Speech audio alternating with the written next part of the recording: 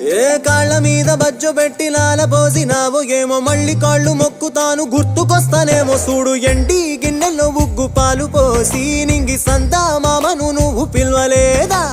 అవునో కాదంటే నువ్వు అడగవమ్మా మబ్బు సినుకై చెప్తాది నీకు ఎన్నెలమ్మా